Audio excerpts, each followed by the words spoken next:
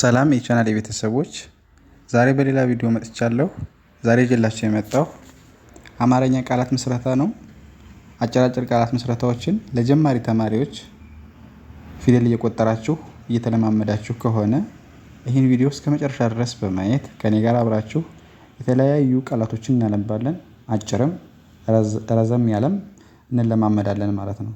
ስለዚህ እስከ ቪዲዮ መጨረሻ ድረስ ከኔ ጋር አብራችሁ ተለማመዱ፣ አንብቡ፣ ጻፉ ማለት ነው። ቀጥታ ወደ ቪዲዮ ገባለሁ። ወደ ጎን አነብላችኋለሁ። በግል ማጥናት የምትፈልጉ ኢሞ፣ ቴሌግራም፣ ዋትስአፕ አናግሩኝ፣ አስተምራችኋለሁ ማለት ነው። ከዚያ ውጭ ዩቲዩብ እየገባችሁ ቪዲዮውን እያዞራችሁ በማየት ተለማመዱ። ኦኬ፣ መጀመሪያ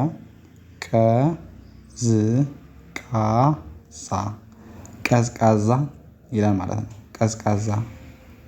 ቀን፣ ዘን፣ ቀንና ዘን ሁለቶችም የቀንና የዘ ፊደሎች ናቸው፣ ግን አራት ናቸው።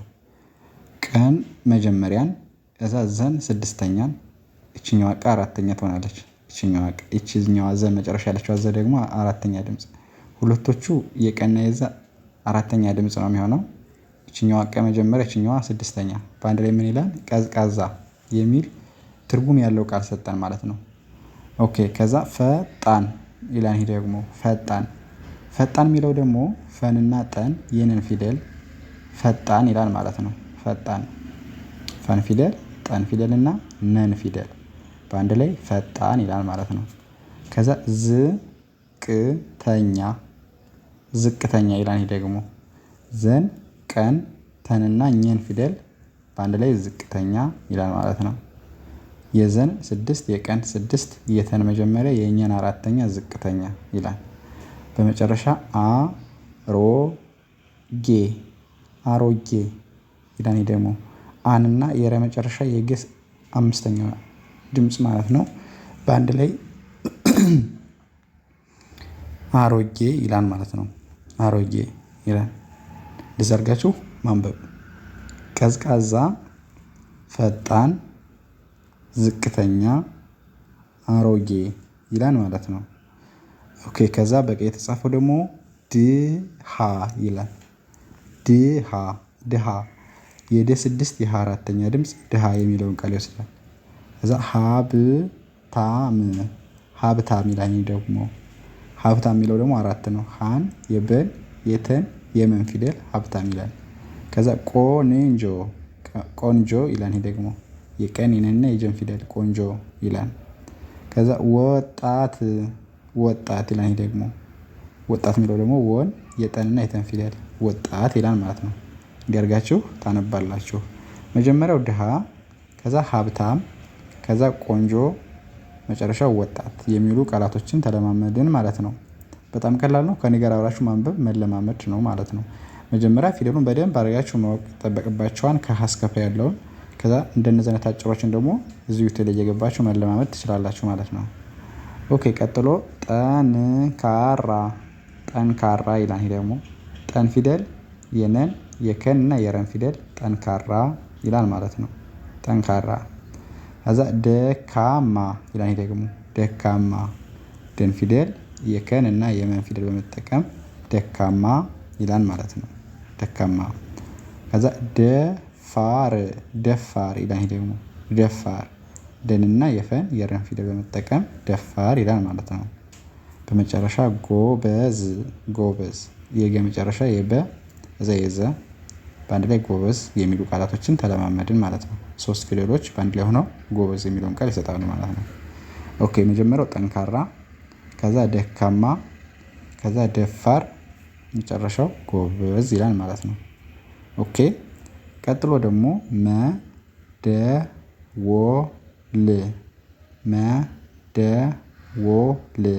መደወል ይላል ማለት ነው። መደወል እስከ ወ ፊደል መጀመሪያ ድምፅ ነው። የለ ስድስተኛ ናት። በአንድ ላይ መደወል ይላል ማለት ነው። ማውራት ይላል። ደግሞ ማውራት አራተኛ የወ 6 የራ 4 የተ 6 በአንድ ላይ ማውራት ይላል ማለት ነው። ማውራት። ኦኬ፣ ከዛ መስራት ይላል። ደግሞ መስራት መን ፊደል የሰን የረን እና የተን ፊደል በመጠቀም መስራት የሚል ቃል ይሰጣል ማለት ነው። መስራት የሚል ቃል ይሰጣል ማለት ነው። መጨረሻ ንጹህ ንጹህ ይላል። ንጹህ 3 ፊደል ነው። ንና የፀ 2 የሀ 6 ንጹህ ይላል ማለት ነው። ኦኬ መደወል መጀመሪያው ማውራት መስራት ንጹህ የሚሉ የተለያዩ ቃላቶችን ተለማመደ። ኦኬ ከዛ ቀጥሎ ደግሞ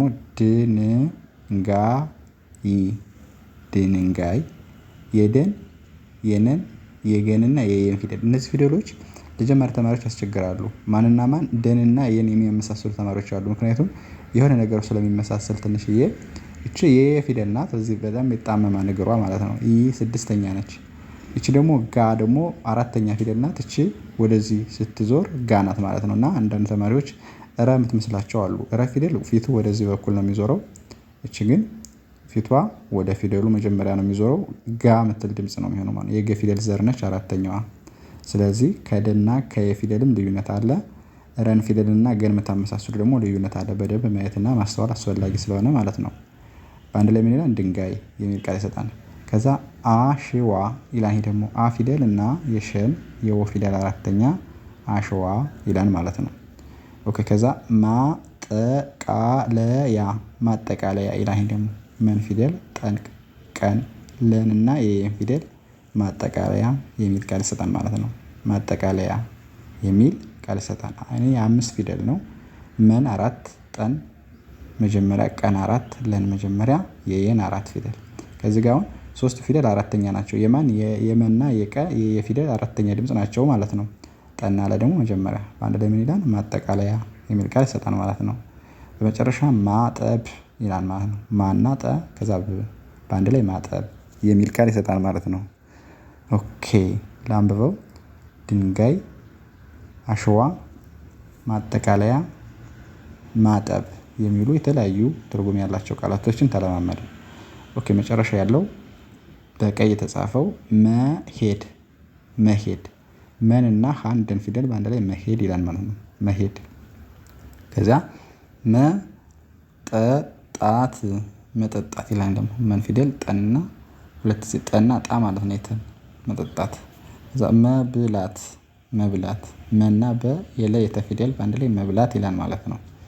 መጨረሻው ቀሚስ ይላል። ደግሞ ቀንና የመ 3 የሰ 6 በአንድ ላይ ቀሚስ ይላል ማለት ነው። መሄድ መጀመሪያው መጠጣት መብላት ከዛ ቀሚስ የሚሉ የተለያዩ ቃላቶችን ተለማመድን ማለት ነው።